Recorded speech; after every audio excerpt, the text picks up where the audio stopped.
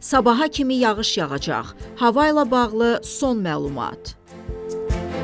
Azərbaycanın bəzi yerlərində hazırda leysan xarakterli yağış yağır. Bu barədə reporta Milli Hidrometeorologiya Xidmətindən məlumat verilib.